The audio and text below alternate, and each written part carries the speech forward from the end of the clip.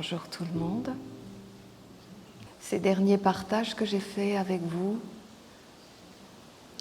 étaient vraiment axés sur l'idée de vous faire comprendre qu'il fallait retourner à sa source, découvrir le potentiel, les qualités, les forces que l'on a à l'intérieur de nous et de là commencer à bâtir un monde. Je vous ai dit aussi que, et je le pense sincèrement, que quand on veut quelque chose dans la vie, rien ne peut s'opposer à sa réalisation, mis à part nous-mêmes, nos doutes, nos faiblesses et nos peurs. Aujourd'hui, j'aimerais vous dire que ce n'est pas complet ce que je vous ai dit. Parce qu'il y a un facteur important pour la réalisation, mais surtout pour l'amplitude et la grandeur de la réalisation. Ce sont les liens et les relations des êtres qui sont autour de vous. Alors j'aimerais aborder avec vous cet aspect-là, vous montrer à quel point c'est fondamental et important de bien choisir ces relations. Je ne parle pas uniquement de relations amoureuses, mais vraiment d'une manière générale, que ce soit des amis, que ce soit le travail, que ce soit sa famille.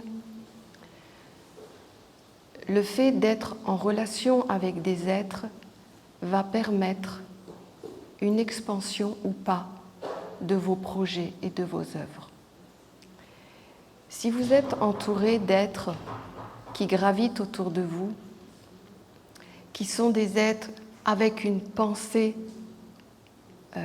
plus négative que positive, cela aura un impact fondamental pour tout ce que vous mettrez en place. C'est pour ça que je voudrais vous transmettre l'importance de toujours essayer de vous entourer de gens positifs dans votre vie, de gens qui voient la vie d'une certaine manière, c'est-à-dire où il y a un avenir, où il y a un enthousiasme, où il y a une vision positive tout simplement de la vie. Être entouré d'êtres, d'amis, de collègues de travail, de famille, de couple, d'être entouré de personnes comme ça va énormément affaiblir votre pouvoir créateur. Alors vous allez me dire, mais comment faire? Puisque, bon, dans certaines situations, je peux choisir, mais dans d'autres, ça m'est quasiment imposé. Eh bien déjà, le voir. Ne pas fermer les yeux sur certains faits réels autour de vous.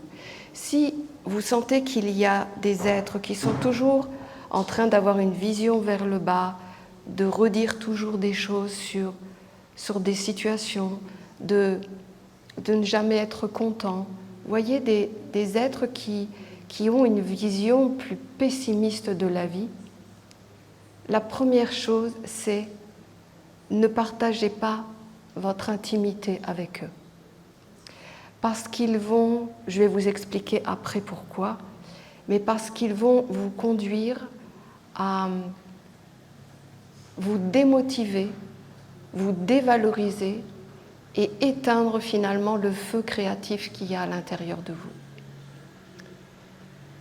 Quand vous ne pouvez pas faire autrement, que vous êtes, comme certains dans la vie, entourés dans le travail de personnes où vous devez subir un peu la situation, il y a une clé en réalité. La clé, c'est qu'il ne faut pas être ouverte et ouvert. Il ne faut pas être réceptif. Il ne faut pas accepter ce qui nous est transmis comme quelque chose de vrai. Il faut que vous soyez toujours en mode positif, c'est-à-dire actif. C'est-à-dire que c'est vous qui prenez la place. La personne peut être désagréable et vous conduire vers des mondes que vous ne voulez pas, mais vous ne devez pas l'intégrer à l'intérieur de vous. Vous pouvez l'entendre, vous pouvez même le comprendre, mais vous ne devez pas le valider à l'intérieur de vous. Sinon, ça rentre dans votre champ créatif et ça affaiblit l'œuvre que vous voulez faire. Donc, bien choisir ses amis, bien choisir ses collègues de travail si on peut, bien choisir un partenaire de vie et bien choisir des frères et sœurs autour de vous. Mais c'est vraiment important, je dirais même presque fondamental, d'avoir un environnement sain pour pouvoir être soi-même créatif et ne pas dépenser de l'énergie, de la force, et que quelqu'un arrive et commence à y mettre déjà des mondes dessus avant même que ça ait eu le temps de s'épanouir et de grandir. D'un point de vue plus initiatique, vous avez tous entendu parler du monde de l'eau. Ce corps d'eau qui se trouve à la périphérie de notre corps, bien sûr que nous avons d'abord le corps de terre qui protège notre structure d'être incarné sur la terre, mais juste après nous avons le corps d'eau. Le corps d'eau qui est associé au serpent dans la tradition. Et j'aimerais vous donner quelques explications en lien avec les relations. Pourquoi le corps d'eau est associé au serpent? Puisque le serpent est le symbole de la vie. Le serpent, il peut avoir deux visages. Il peut avoir le visage du serpent tentateur, mais il peut aussi être le serpent de la sagesse. À la base, c'est le même. Mais il représente essentiellement le courant de la vie. Ce serpent tentateur, il est là pour te révéler ce qui vit dans ton eau. Et il va pointer les imperfections à l'intérieur de toi et il va te conduire à rencontrer ce que tu es réellement. Mais il ne te respectera pas et il fera en sorte même de te tester sans cesse dans ta fiabilité, ta stabilité intérieure. Pourquoi ? Parce que ce serpent tentateur, il est également conçu pour devenir le pilier de ta vie. C'est-à-dire que lui, il est capable de te faire traverser l'eau comme dans une colonne vertébrale, te faire fleurir dans le monde de l'air, et après, il devient la sagesse. Il devient celui qui va t'amener vers des aspirations et des inspirations plus grandes. Ça, c'est pour que vous compreniez pourquoi on parle du serpent lié à l'eau. L'eau est un monde que vous connaissez, où il y a tous les désirs, les envies des êtres qui sont dans un mouvement de la vie, justement. Mais cette eau a cette vocation d'être le miroir et le reflet de ce qui est à l'intérieur de nous et de ce qui est à l'intérieur de l'autre personne. Pourquoi je dis qu'il faut être vigilant par rapport aux personnes qu'on rencontre? Ce n'est pas tant sa pensée ou même sa façon de voir le monde, c'est en fait ce qui l'alimente dans le monde de l'eau. À quoi il s'associe dans le monde de l'eau? Il s'associe à des formes pensées bien plus grandes. Et toi, quand tu émets certaines pensées, certaines envies, certains désirs, en fin de compte, parce que tu vas émettre un projet, par exemple, eh bien, ça va se placer dans l'eau. Et la personne va aussi se lier dans cette eau. Et à ce moment-là, il y a interpénétration des mondes et vous êtes directement touché dans votre sphère intérieure.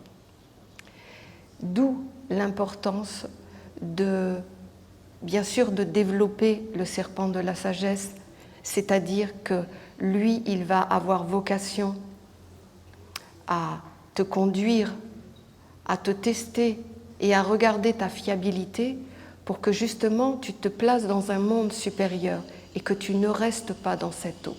Parce que cette eau, c'est vraiment le partage des mondes, c'est vraiment le mélange de tout. On n'a pas besoin d'avoir des relations sexuelles avec un autre pour s'interpénétrer. En fait, ça se fait dans le monde de l'eau. On peut partager nos vies intérieures par ce monde de l'eau. Alors, il faut choisir avec qui on veut le faire, pas avec tout le monde.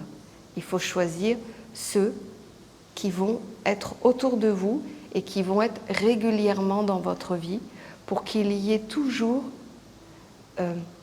une idée commune qui est au moins le côté positif, créatif et ensemençant de la vie, mais qu'il n'y ait pas confirmation des mondes inconscients au point, puisque c'est là que ça doit arriver, au point de vous faire douter, au point d'enlever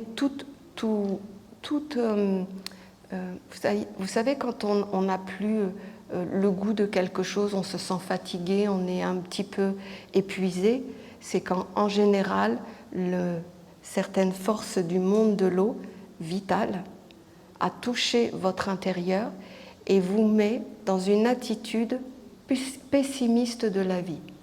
Là où je veux en venir finalement, c'est que je vous ai parlé plusieurs fois que le fondamental était avant tout d'être soi-même, mais également d'aller chercher sa propre nourriture subtile.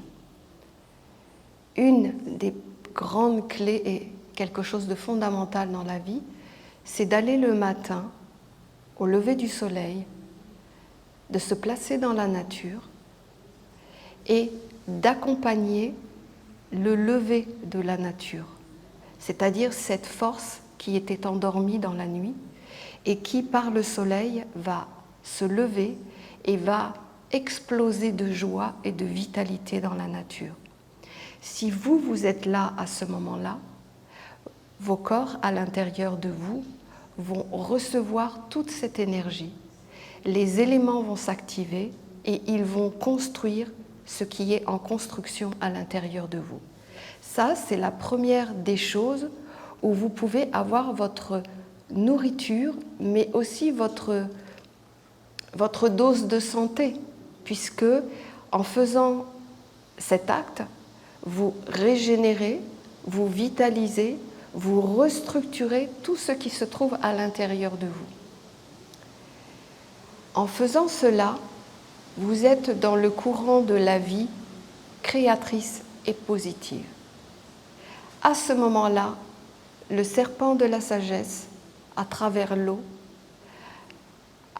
comme un aimant, va amener à vous tout ce qui est en correspondance avec vos pensées, vos désirs et les mondes que vous voulez voir se créer devant vous. Vous voyez, le monde de l'eau, il y a à l'intérieur, il y a la vie, la vitalité, qui est énormément associée aux éléments. Mais il y a aussi ce courant pessimiste qui va en fait te conduire à rester avec le serpent de la tentation. Pourquoi ? Parce que si ce courant de l'eau, il n'est pas maîtrisé et regardé, ce sont les forces de la non-vie, c'est-à-dire le côté déprimé de la vie qui va arriver et qui va commencer à vous faire regarder la vie d'une façon pessimiste. Étant pessimiste, vous êtes faible, vous demandez du complément de l'extérieur. Et c'est une attitude qui est liée à ce que l'homme reste toujours dépendant de ces mondes de l'eau. Dans la tradition essénienne, on parle effectivement que le monde de l'eau est un monde d'influence et que nous devons, à travers une passerelle, aller sur l'autre rive, c'est-à-dire voir le monde de l'eau, mais ne pas être dedans. Dès que quelqu'un de l'extérieur va émettre un pessimisme de la vie, il va vous conduire à ce que vous alliez dans ce pessimisme de la vie. Et le but de tout ça, c'est vraiment que la vitalité du matin, qui est là pour vous construire, pour vous faire avancer, pour vous donner de l'énergie, n'ait plus aucun moyen d'action. Mais que ce monde arrive et que vous soyez dans la...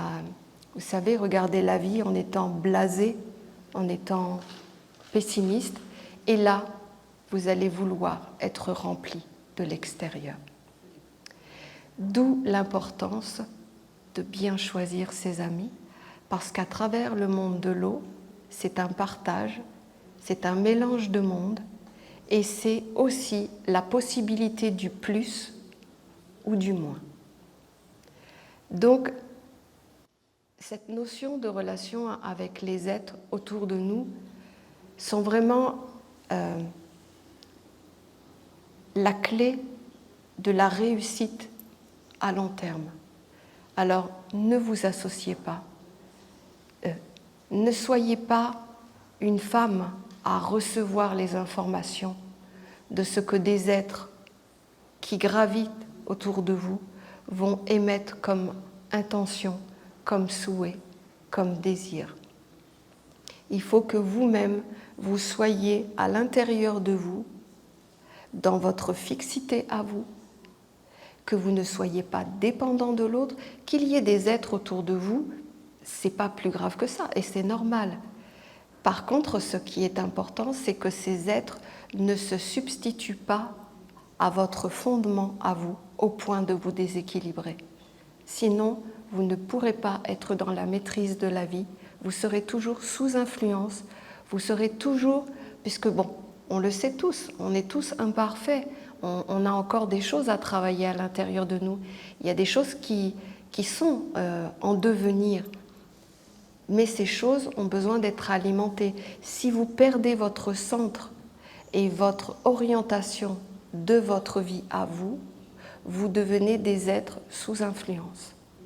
Et devenant des êtres sous influence, ce n'est pas vos propres semences que vous mettez en terre, mais ce sont les semences d'autres qui se sont associées aux influences de l'eau qui ont pris une ampleur plus importante et qui vont venir combler votre faiblesse intérieure. Donc, sachant cela, vous savez chacun, quand je dis faites attention, mais vous aussi quelque part, maintenant vous pouvez imaginer l'influence que vous pouvez avoir sur quelqu'un avec qui vous parlez, avec qui vous partagez des choses.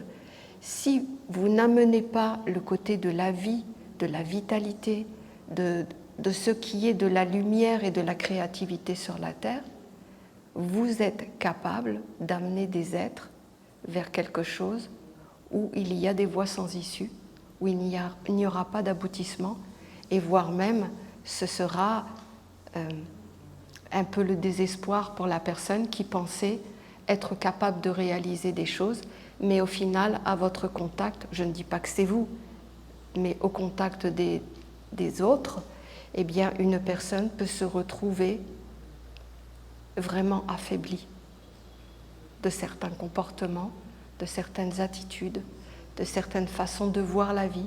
Vos yeux, vos attitudes, vos paroles ont vraiment un côté guérissant ou un côté affaiblissant.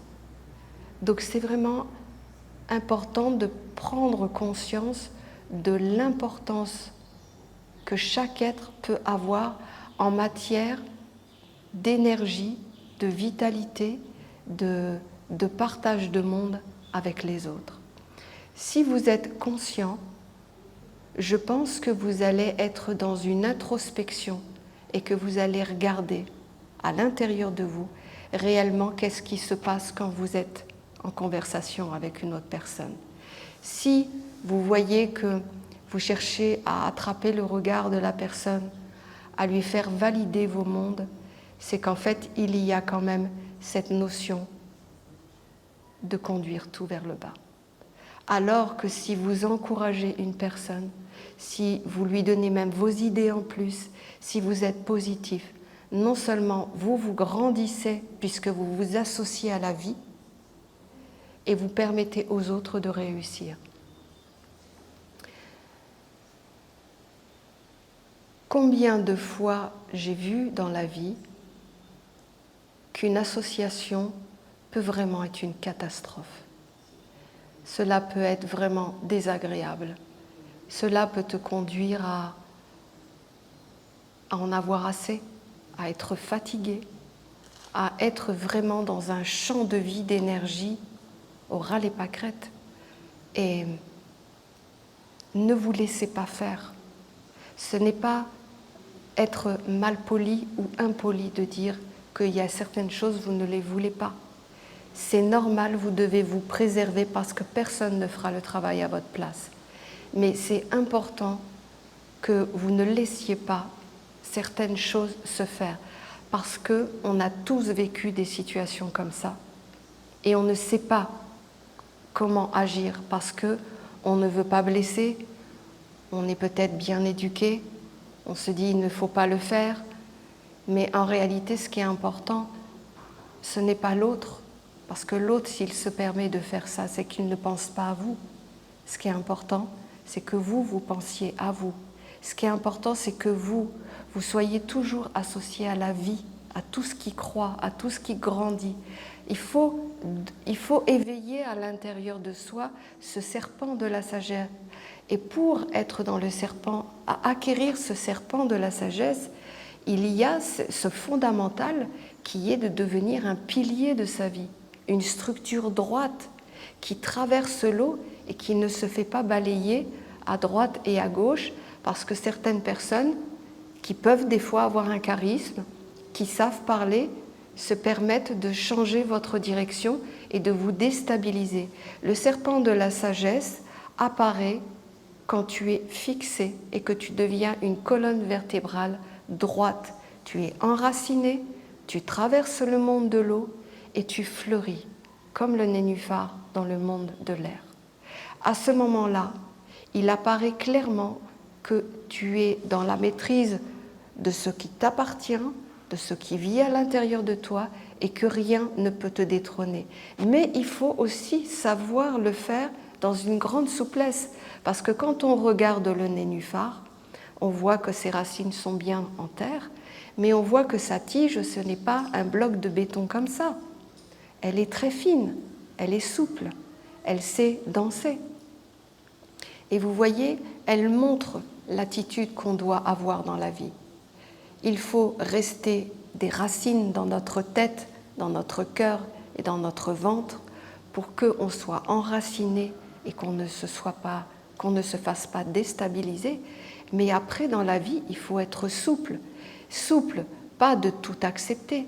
Souple, justement, d'accepter de regarder les choses comme elles sont, regarder une situation devant soi et dans la souplesse dire non, ça je n'en veux pas, je veux, moi, traverser l'eau, garder à l'intérieur de moi ce qui sont de mes propres convictions et de mes propres projets. Mais certainement pas de plier ou de couper la tige de nénuphar, parce que sinon il n'y aura pas ce nénuphar qui va apparaître dans le monde de l'air. Vous resterez, comme une fois j'ai expliqué dans un partage, j'avais expliqué que chacun devait réaliser ce qu'il a à réaliser. Ça pouvait être dans l'eau, dans l'air, dans le feu ou dans d'autres mondes. Mais on doit conduire à la perfection ce qui doit être maîtrisé dans le monde dans lequel nous avons encore des soucis dans l'incarnation.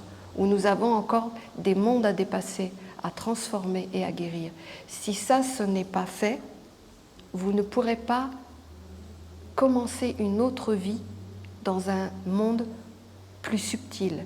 Ce sont des étapes fondamentales parce qu'à chaque fois, ça devient un socle. Un nénuphar, ça ne peut pas être autre chose que des racines, une tige et une fleur. Et vous voyez, ce sont des processus, la stabilité, la souplesse, mais pas l'ignorance. Et après la floraison qui apparaît, qu'est-ce que c'est que cette floraison? C'est tout simplement que tu apparais ouvert à des pensées supérieures, à des parfums supérieurs, à des visions supérieures de la vie. Mais il faut que tu ne sois pas sous influence.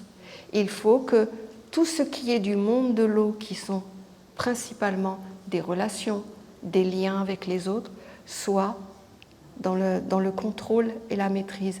Pas le contrôle de « je ne veux pas parler à qui que ce soit », d'être émissif, toujours, d'être dans des situations où c'est vous qui, subtilement, intérieurement, vous vous placez devant la situation. Vous pouvez utiliser votre mental pour écouter, même essayer de ressentir ce que l'autre ressent, mais vous ne recevez pas la semence, vous n'ouvrez pas votre intérieur pour qu'elle ne se plante pas à l'intérieur de vous et elle ne vous féconde pas au quotidien dans la vie. Donc, les relations, c'est très important. On vit tous avec cela. On est tous amenés à avoir des relations les uns avec les autres.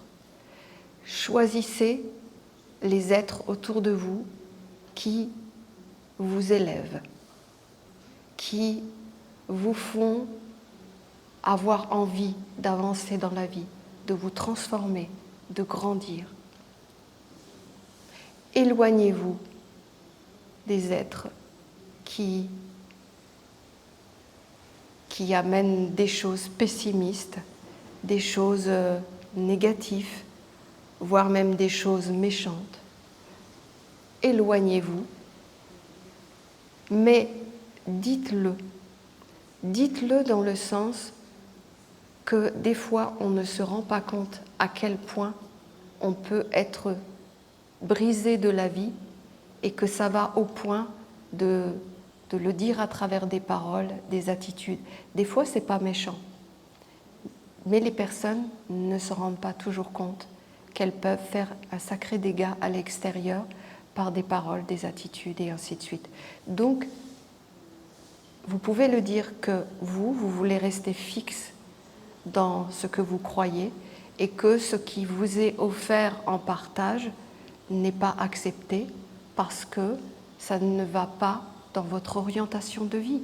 Ne dites pas que la personne est négative, ne dites pas que c'est sombre, mais dites tout simplement que ça ne va pas dans votre orientation de vie, que ce n'est pas les centres d'intérêt que vous avez envie de vivre, de mettre votre réflexion dedans, de mettre vos sentiments, votre sphère respiratoire dedans. Ce n'est pas des choses qui vous conviennent sur le moment.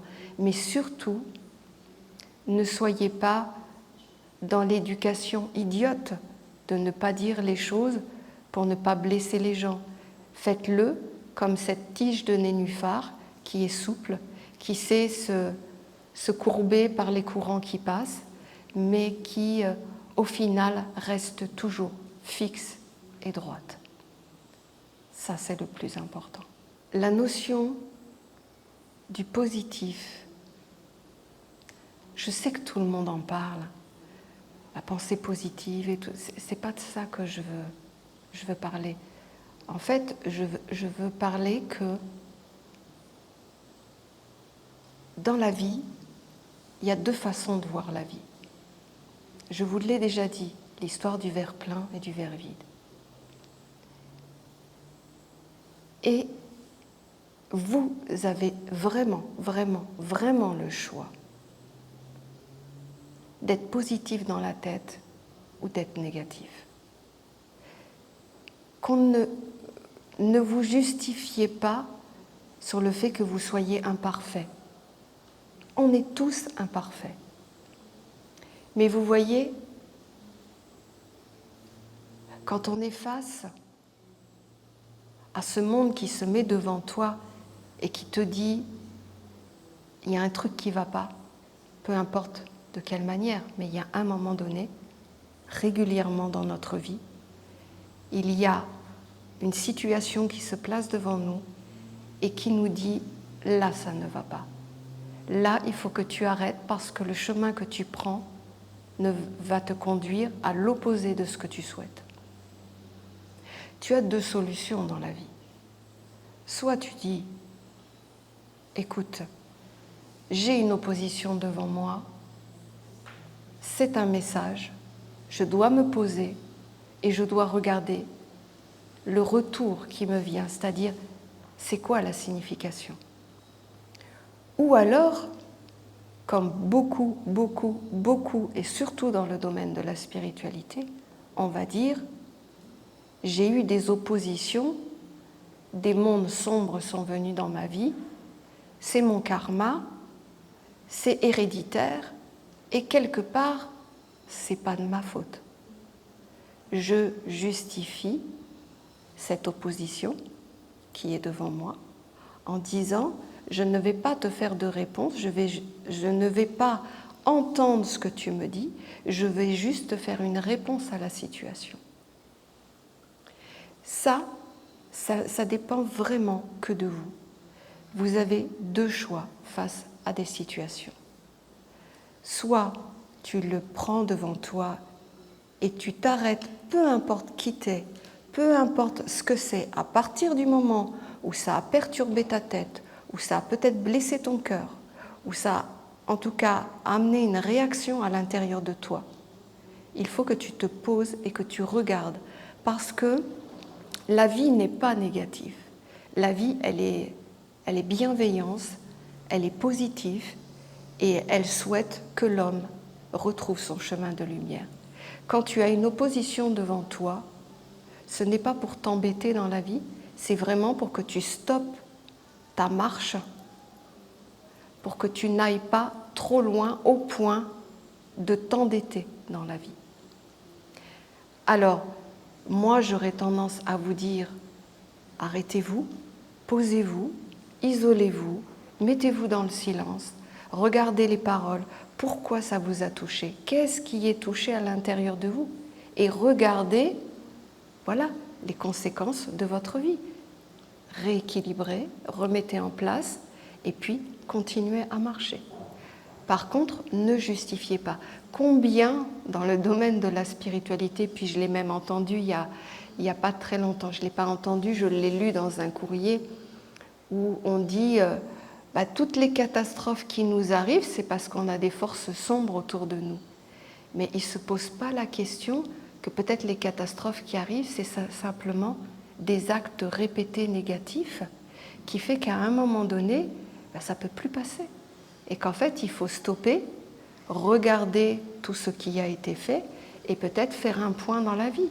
C'est tellement facile de dire que c'est de la faute de d'autres mondes, et j'aurais même tendance à redire que peut-être c'est l'idée de mettre sous le tapis le problème, de dire de se taire et de continuer à avancer. Alors qu'en réalité, la vie, c'est pas du tout ça. La vie, ce sont des étapes, ce sont des cycles, et ce sont toujours des mondes. Et que ce sont toujours des mondes nouveaux à découvrir pour se performer, pour devenir plus grand dans sa façon de penser, plus large dans ses sentiments, et pour pouvoir réaliser dans la vie des œuvres qui perdurent avec le temps, d'où les bonnes associations. Donc, entourez-vous de gens avec lesquels vous êtes bien, où vous vous sentez vraiment comme soutenu, comme s'il y avait plus une amplitude de votre vie. et éloignez-vous des êtres qui vraiment sont pesants et vous conduisent finalement à être dans le désespoir de la vie. La vie, elle nous a été donnée. On fait tout pour la garder, on fait tout pour l'entretenir, mais on ne fait pas l'essentiel, c'est-à-dire qu'on ne donne pas la vraie nourriture à nos pensées, à nos sentiments et à notre vitalité intérieure. Pour ça, ce n'est pas à l'extérieur que vous allez la trouver. Vous allez aller le matin dans la nature et vous allez donner la nourriture à votre corps, les végétaux à l'intérieur de vous, qui ont besoin, eux, de vitalité et de toute cette force qui est dans la nature. À ce moment-là, vous maintenez votre corps de vitalité, vous maintenez votre corps physique.